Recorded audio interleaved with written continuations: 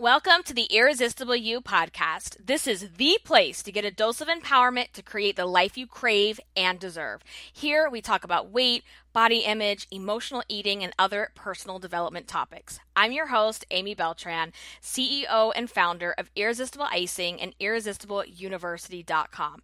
Let's dive in, you guys. Today, I am talking about something that was recently in the news, not in the world political news, but out in the pop culture news. And that was with Khloe Kardashian. Now, what happened was her clothing brand, they sell jeans from sizes 0 to 24. Their name is Good American. Good American posted an image on Instagram of Khloe. She looks really cute. She's got a pair of jeans on and a crop top, and she's laying on the floor. And underneath of her, they made it to where it looks like she's laying like on a mirror, not really a mirror, but like a reflection. So you can see this faint reflection of her body underneath of her quote unquote real body on top. And at first glance, it's like, wow, this is cute. She looks awesome. But why I'm talking about this is because she got dragged for this picture because people were saying, how could you do this? I thought Good American was all about body positivity and you're completely photoshopped. This is so fake. Why would you do this? And people are just like going off in the comments. And what they're talking about is if you look at the picture, and when you first look at it, I personally didn't see it, but you have to really look. And you know how trolls on the internet are. They're going to they rip people to shreds, especially celebrities. So when you look at the picture, the reflection of her actually looks a little bit bigger. So the stomach looks a little bigger, the butt looks bigger. People are even saying, and I can kind of see it, the arms are a little bit bigger than the actual her laying on this floor, whatever it is that she's laying on. And so what people are saying is, they Photoshop failed and they didn't actually do the same Photoshop edits on the bottom half of her and the reflection that they did on the top. And people are going off about it. And this isn't the actual point of today's episode. What I want to talk about, because it brought up something for me with, I talk a lot about in my programs and my coaching that the perfect body is a lie. It is a lie that has been sold to us by the media, by the diet industry to give us this. It's almost like you're on a hamster wheel of always chasing the perfect body, because the truth is it doesn't exist. And this is proof of what I'm talking about, because if you look at someone like Khloe, and in my opinion, I look at Khloe, she is a beautiful woman. She has a gorgeous face. She has a beautiful body. And I look at her and I'm like, wow, I know I'm never going to look like her, right? But I can admire her beauty and the way that she looks. And I look at her and I think there's nothing wrong with her. However, that's the problem, is that the media and the corporate industry looks at that and says, no, in order for us to sell, we need to edit how she actually looks, because she's still not good enough to us. She's still not perfect. She is still not good enough to sell her own clothing line as herself. And that's what really F's up little girls and women, because we see her and we think, wow, she looks amazing. And a lot of what you actually see isn't even real because it's been photoshopped, right?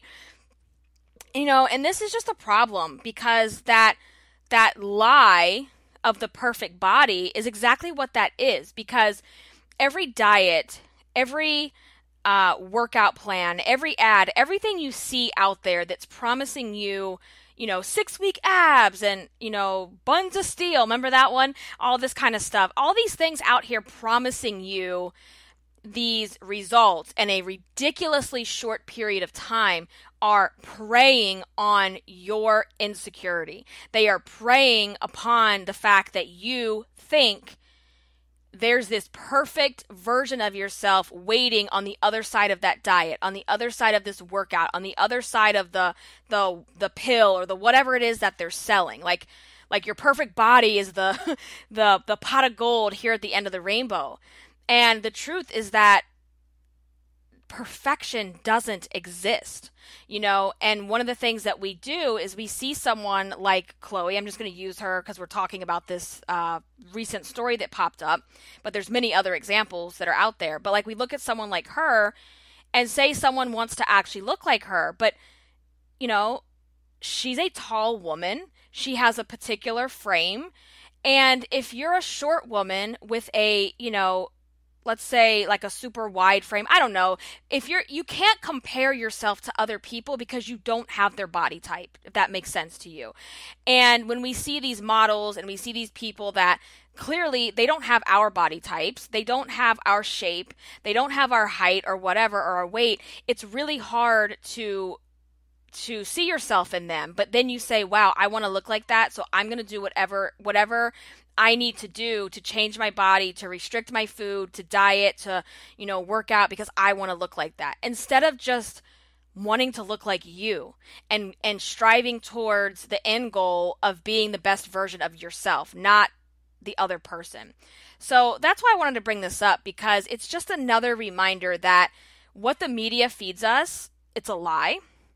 And the chase and the pursuit of the perfect body, it's also a lie. It really frustrates me because I know, I'm at a place in my life where this kind of stuff no longer has a grip on me. I'm not I don't get persuaded by this kind of stuff, but I know so many other people, so many other women and girls out there, and you might be one of them listening. So many other people are still affected by this. And sometimes you're affected by it and you don't even realize it because you haven't realized that this is even out there. You just think that this is the way it is, right? That you have to work towards this achievement of looking like a model. But at the end of the day, the models that you're seeing, they're not even real. You have to remember that just like in this example, they're probably photoshopped. They are heavily edited and photoshopped, from their blemishes to their fat to the size of their thighs, the size of their waist, and even, which is absolutely ridiculous, sometimes they're even editing skin color, which is crazy. And then you have to think about the fact that these celebrities and these models, they have access to personal trainers around the clock. They have personal chefs that make their meals. Can you imagine what it's like to not even have to think about food? That it's just done for you, and it's done in a way that tastes really delicious. That's amazing. They have access to world-class plastic surgeons. They have nips and tucks and, lasers and all these things all the time. And they have a glam squad that gets them ready every single day. I don't know about you. That's not my world. It probably never will be my world. And the average, normal, everyday woman doesn't have access to all of those resources. And so for you to compare yourself to someone that is in the business of selling their image, you can't do the comparison. And that's what's really messed up, is that they are in the business of selling their image to people like you who can never actually achieve what they're selling, right? Unless you are super rich yourself, because these things take a ton of money. So this whole thing about, having the perfect body and putting your life on hold to where when you lose the weight and gain the perfect body, then you're going to do all the things that you've ever dreamed of doing. You've got to let that go. And I know that's not easy if you've never done the work before, but staying on this hamster wheel, because that's exactly what it is. You are on a hamster wheel that is never going to stop unless you decide to get off and go do your own thing. Because the promise of starting over on Monday, the promise of this diet's going to kill it for me, I'm going to lose the weight finally, I'm going to have the perfect body, and then every day you're starting over, every Monday you're starting over, and it's just the same cycle over and over again. The next detox, the next diet, the keto, the paleo, the low carb, all the things that are constantly talked about because they become trending topics, so people capitalize on that, and they're like, all right, I'm going to do keto, and that's all I'm going to talk about, and that's what I'm going to start selling is keto this, keto that. And as you know, right now, that's like all the rage everywhere, and next year it's going to be something else, right? And the media with their, the magazines, the TV, the ads for products and things like that, they're just as guilty because they're taking these people who face to face on a normal basis don't look like the average woman because they have access to all of these resources to have all this work done. And then they take that person who in most people's minds is already perfect. Then they take that person and they say, no, you're not perfect enough, Chloe. We have to slim you down because you're a little too thick for us. Even though we're selling up to size 24, body positivity, blah, blah, blah, you are still not perfect enough. So we need to slim you down. We need to change the shape of your nose. We need to, pull your waist in, all these things. And so then as your average woman looks at that, it's even more unobtainable, right? And I want you to start paying more attention to the pictures you see, the things in the magazines, the things on TV, the things in social media, and how real are the things that you're seeing, right? And nowadays, we have more control over what we consume as in terms of content, where pre-social media, like early 2000s, back in the 90s and before that, I was a teenager of the 90s, so that's what I tend to talk about the most. But even, pre-2000s, before the internet and before social media was even a thing, you could only get your pop culture, your beauty and fashion advice from the stars, all the stuff that we as women like to look at. It's guilty pleasures. And you could only get these things through TV and through magazines. And that was really it. Because you didn't have these other outlets. You didn't have, the Amy from Irresistible You sitting in her home office talking to you about body positivity and body image. You didn't have Ashley Graham as a plus size model gracing the cover of all these magazines. That was like completely outlawed. Like that would have never happened back then. You didn't have your average everyday woman doing YouTube videos showing you try on hauls in the dressing room and showing you the real deal, how this stuff looks on different body types. None of that existed. And the fact that we live in a day and age now where all of that exists and you get to pick and choose what you consume and what you don't, that empowers you. And I want you to start thinking about that. I want you, as you're scrolling through social media, when you see certain images, and social media does this to us. I mean, there's like actual studies on this stuff. That when you scroll through social media, it can affect your mental state and it can make you feel like shit about yourself. And what I want you to start thinking about and doing and taking action, when you see certain images and it makes you feel inferior and less than, I want you to question why. Why is this image making me feel some type of way right now? And it may not show up as I don't like this image. It shows up as, oh, look at her. Who does she think she is? And you do it. You do it because women do this. We all are guilty of it. You look at an image, you're like, why does she have that house? Why does she get to have that husband? Why does she have that body like that? How come she's successful in making all this money and, blah, blah, blah. We look at those images and we go to mean girl status. And if you're finding yourself scrolling and you're making these kinds of comments to yourself, that's a time for you to question what's going on with me that I am bringing this up right now. Like, what is going on with me that this picture is really hitting a nerve in me? And, think about that. And the other step to it is if you're looking at pictures and it is constantly making you feel inferior, seeing these, like, let's just use an example, seeing fitness models with six-pack abs and every other picture is their freaking morning smoothie and their supplements and they're, doing squats with their butt at the gym. And you know what I'm talking about. If you're looking at these accounts and they're making you feel like crap, unfollow them. Unfollow them.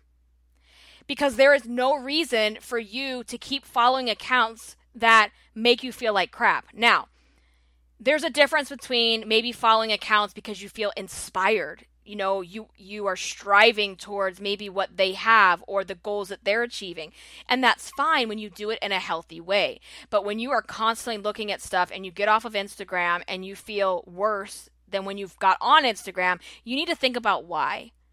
Right? And unfollow those accounts. I know a lot of people with children see these like perfectly dressed and, the perfect house, the perfect kids, everybody's posing, everybody looks great.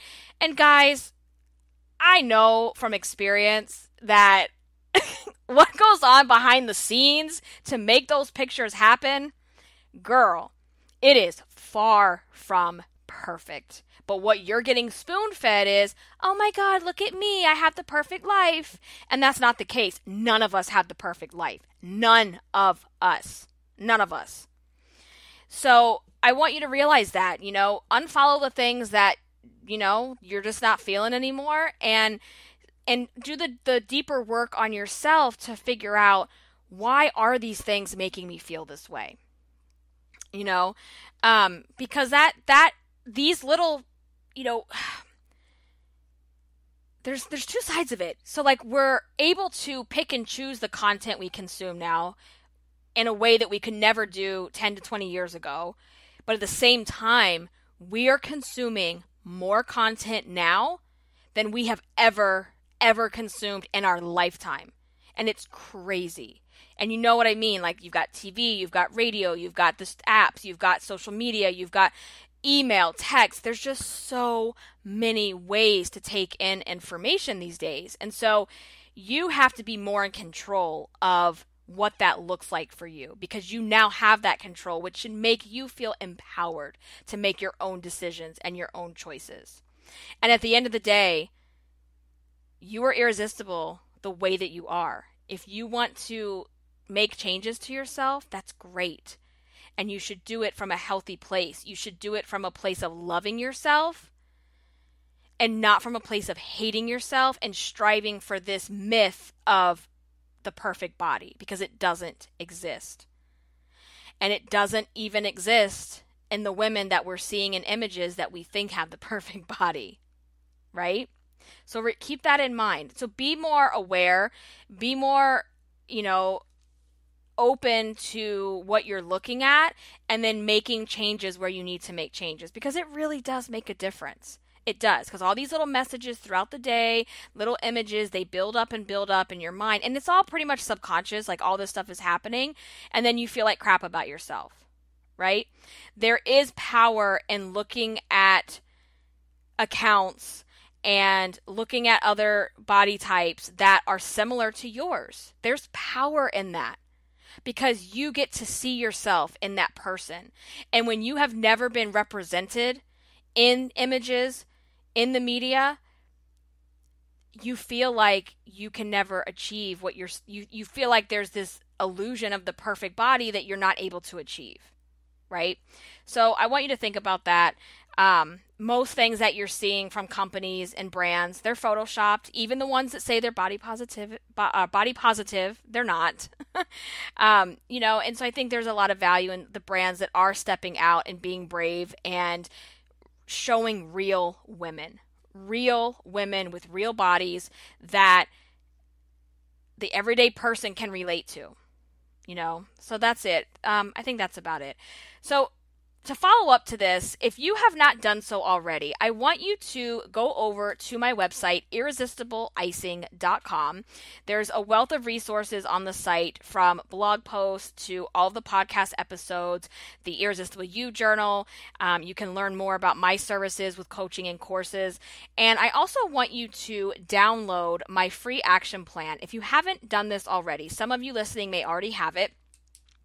But I have a free action plan that has the 5 simple steps to look and feel irresistible at any size. And that is something that you can print, you can use it online, you can fill it in on your computer or tablet or phone. And it's going to really help you start to work on an actionable plan to feel irresistible now and not just when you get to your goal weight. So I'm going to link that up down below in the description of the podcast so you can get that. And if you enjoyed this episode or any of my episodes, I would love it if you could leave a rating and review over on iTunes. It helps other women find us. It helps other women get on this movement to be irresistible you. So I would love you forever if you could do that. And I will talk to you guys in the next episode. Until then, stay irresistible.